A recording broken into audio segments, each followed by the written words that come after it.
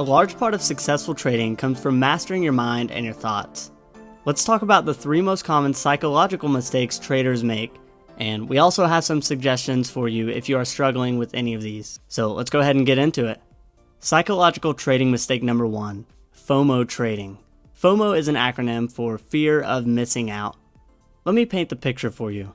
The FOMO trader is typically very optimistic about each and every trade, because this trade could be the one, right? Something about this trade looks so much better than all the others, so it has to be the one. If I miss this trade, there may not be an opportunity like this one for a while. We can all agree how silly that sounds. Of course there's going to be more opportunity around the corner. But although it sounds silly and obvious, the reality is that this type of thinking affects so many traders, mainly because they don't even realize it's affecting them. And it's a huge problem because it can cause you to do 2 things. Number 1, it can cause you to take every trade you see, even if it's not that good of a trade setup. Number 2, and this one is even worse, it can cause you to increase your position size on a particular trade, because if this trade does end up being all that it's cracked up to be, why would you only want to make a few hundred or a few $1,000s on it? Screw that, that's chump change. Let's swing for the fence. But what happens when this trade turns out to be nothing special? And despite how much it seems like there's no way you can lose money on it, it turns into a losing trade, and now you have tons of your capital invested and are sitting on a huge loss that will be almost impossible to come back from. You can see how this can be a huge problem. If you've ever struggled with this, let me hit you with some wisdom from Charlie Munger, who is Warren Buffett's business partner. At a recent Berkshire Hathaway investor conference, Warren Buffett and Charlie Munger were talking about how they missed Google and Amazon because for some reason they had a blind spot and they didn't see the opportunity. In fact, Charlie Munger specifically said, "We will keep missing them, but our secret is that we don't miss them all." So just think about that for a second. If the best and richest investors in the world aren't worried about catching every single investment, then why should you be? You just have to understand that missing trades is a part of the game, and it will happen. So if this fear of missing out is something you struggle with, here's our solution for you. Stay out of chat rooms and trade alone for a week or so. And if you follow other traders on social media, stay off of that as well. Basically, seclude yourself and trade alone for a bit.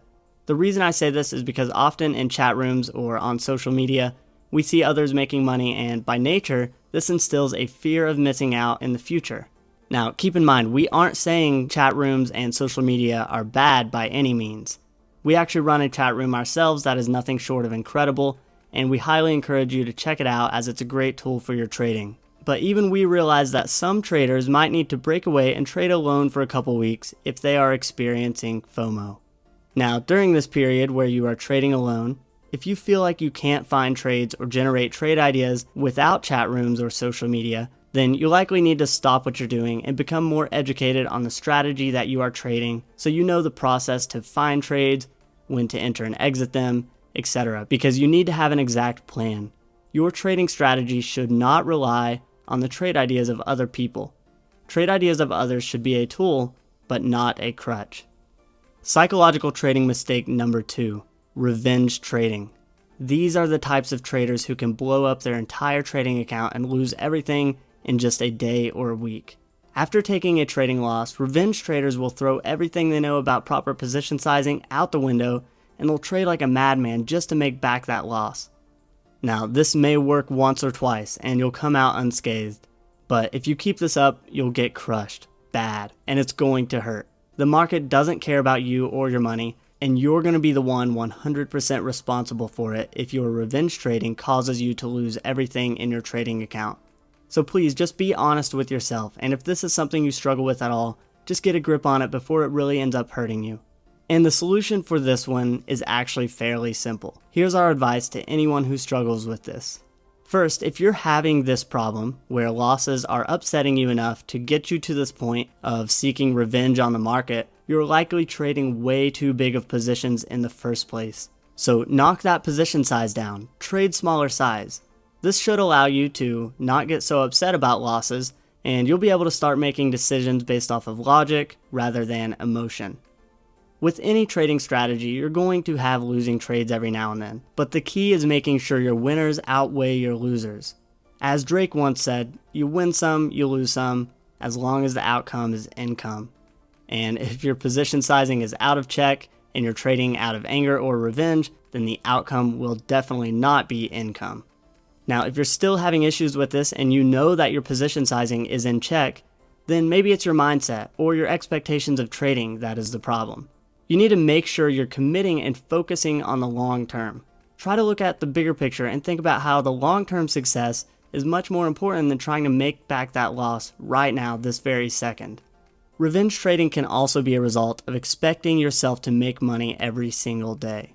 And anytime you are negative on the day, you will do everything in your power to turn that around and be up money on the day. Well, this is just not a realistic expectation you should have. You should be focused on being positive on the year, quarter, month, or at the very least, week. But being positive every single day is just not reasonable as markets fluctuate each day and you can't control that. Psychological trading mistake number 3, gambler's fallacy. Now, this might not necessarily be a psychological mistake, but rather just a very common misunderstanding of some basic probabilities. And then it will cause you to make very poor trading decisions, and in some cases, this one can also compound and cause very big losses.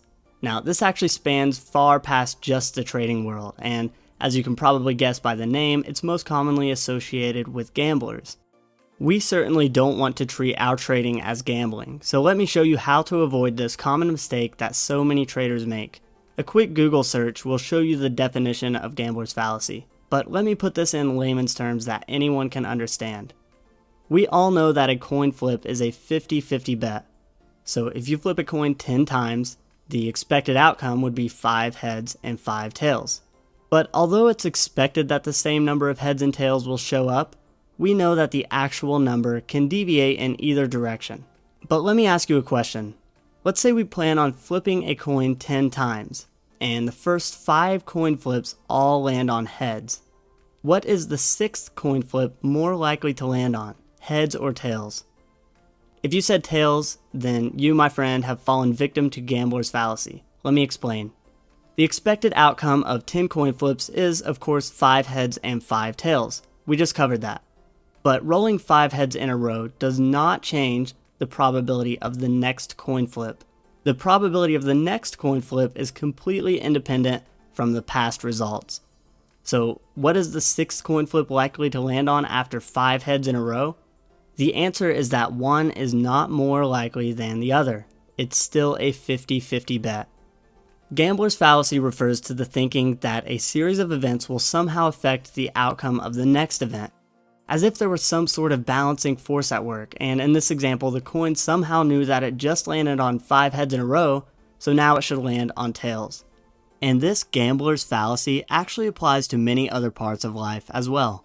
A few examples are someone who flies a lot, thinking they are somehow working their way towards a crash, even though each flight is independent of the last. People at the casino who see that the roulette wheel just landed on red 10 times in a row, so now they start putting their money on black, even though the previous spins have no bearing on what the next spin will be.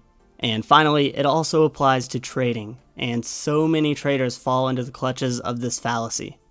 If you have 5 losing trades in a row, this does not mean that the next trade will be a winning trade just because you feel like the losing streak has to end soon.